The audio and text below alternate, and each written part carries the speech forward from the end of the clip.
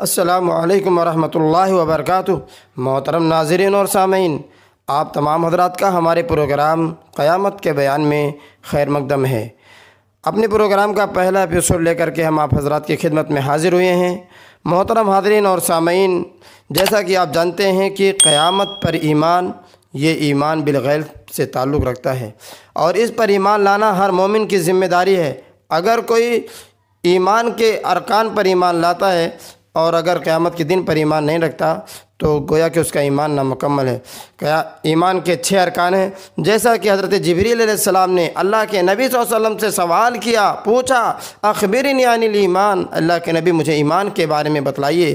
آپ صلی اللہ علیہ وسلم نے فرمایا تؤمن باللہ وملائکتہ وکتبہ ورسلہ والیوم الآخر وتؤمن بالقدر خیرہ وشرہ۔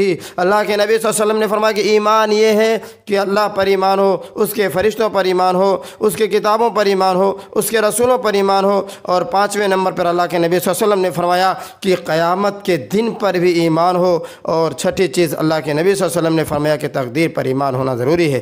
یہ 6 چیزیں ان کا ارکان ایمان ہیں۔ اگر کوئی ان میں سے کسی ایک رکن کا انکار کرتا ہے یا ایمان نہیں لاتا ہے تو گویا کہ اس کا ایمان نامکمل ہے۔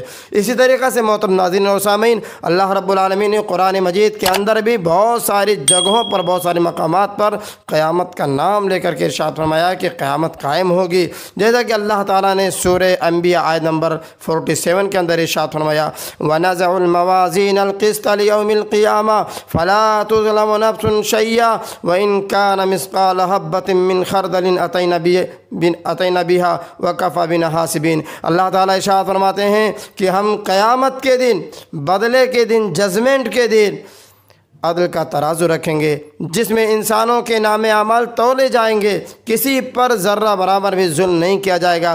اگر کسی نے رائی کے دانے کے برابر بھی عمل کیا ہوگا، اللہ رب العالمین فرماتے ہیں کہ ہم اس کو بھی لا کر حاضر کر دیں گے اور ہم حساب کے لیے کافی ہیں۔ اسی طریقے سے اللہ رب العالمین نے سورہ حاقہ کے اندر ارشاد فرمایا فَإِذَا نُفِخَ فِي الصُّورِ نَفْخَةٌ وَاحِدَةٌ، جب پہلی مرتبہ سور میں پھونک ماری جائے گی، وَحُمِلَتِ الْأَرْضُ وَالْجِبَالُ فَدُكَّتَا دَكَّةً وَاحِدَةً، اللہ تعالیٰ فرماتے ہیں زمین اور آسمان اپنی جگہوں سے اٹھا لیے جائیں گے اور ایک ہی چوٹ میں ریزہ ریزہ کر دیے جائیں گے۔ فَيَوْمَئِذٍ وَقَعَتِ الْوَاقِعَةُ، اس دن واقع ہونے والی چیز واقع ہو جائے گی، اس دن قیامت آ جائے گی۔ تو قیامت کے دن ہی ہوگا کہ جب اسرافیل علیہ السلام سور میں پہلی پھونک ماریں گے تو قیامت قائم ہو جائے گی۔ اسی طریقہ سے اللہ تعالیٰ نے سورہ مطففین کے اندر ارشاد فرمایا اَلَا يَظُنُّ انہم مبعوثون الا یظن اولئک انہم مبعوثون، کیا یہ گمان کرتے ہیں کہ اٹھائے نہیں جائیں گے، لیوم عظیم، بڑے دن کے لیے، قیامت کے دن کے لیے،